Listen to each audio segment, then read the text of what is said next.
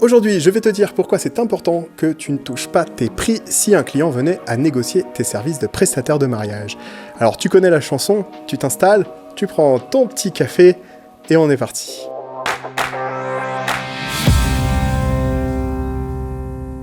Ah, la fameuse négociation, c'est le sport favorise certains acheteurs. Ce besoin de toujours vouloir se sentir obligé de négocier.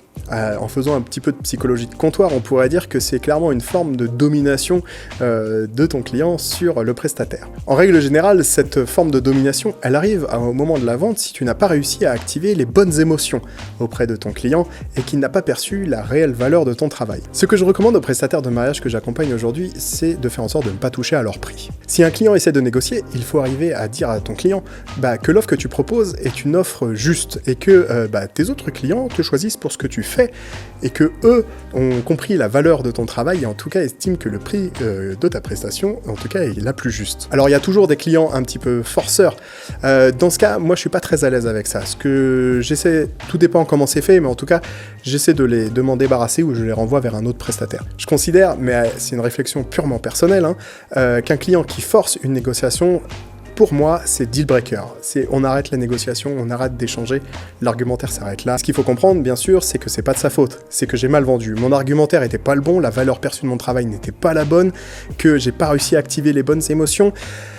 Bref, en gros, l'entretien est un échec et il faut passer à autre chose, donc on avance. D'ailleurs, tu le sais, et si tu as un petit peu d'expérience, et d'ailleurs si tu n'en as pas, je vais te faire gagner un petit peu de temps, les clients forceurs ou les négociateurs ne sont pas les meilleurs clients.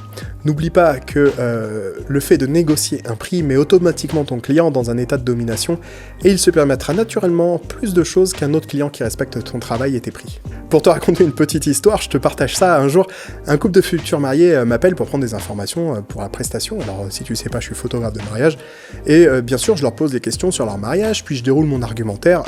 Jusque-là, tout va bien. Le feeling n'est pas incroyable.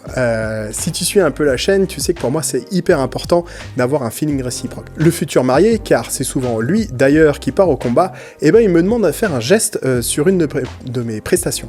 N'ayant pas plus le feeling que ça, et s'il en arrive à me demander un geste, c'est que j'ai raté ma vente. Du coup je me dis raté pour rater, je vais utiliser cet entretien comme un exercice. Alors quand il me demande une remise, je lui explique très gentiment pourquoi j'ai pas d'intérêt vraiment à lui faire de cadeaux, mais que je suis prêt à lui faire une remise conséquente. J'ai été jusqu'à lui dire que je lui faisais 50% de remise sur sa prestation s'il était capable de me donner là maintenant 4 ou 5 couples avec leur numéro de téléphone, leurs contacts, des contacts qualifiés en tout cas, qui étaient susceptibles de se marier l'année prochaine, que ça soit des amis, de la famille, des collègues, bref. Et bien sûr, t'as compris, je veux pas de promesses, je veux du concret.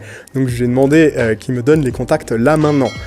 Bon, il a un petit peu bafouillé, il était pas très à l'aise, mais je voulais qu'il comprenne qu'avec moi, on n'a rien sans rien. Donc pour l'histoire, ce couple m'a rappelé quelques semaines plus tard pour me dire que finalement il me prenait au prix affiché sans négociation, ils étaient très heureux.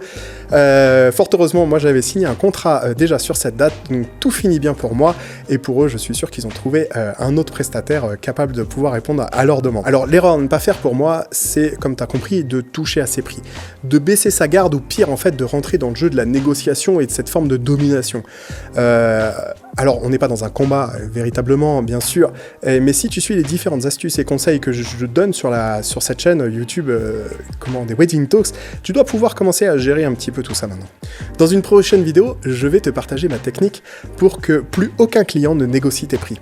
Cette technique marche en tout cas pour moi dans 99% des cas, c'est très très rare qu'un client me négocie, car il y a toujours des clients téméraires, et oui, mais là encore j'ai mon astuce, et je vais tout expliquer, mais vraiment pour que tu puisses le mettre en place efficacement. Allez, à très très vite pour la prochaine vidéo, pense à liker et à me laisser un petit commentaire. Ciao.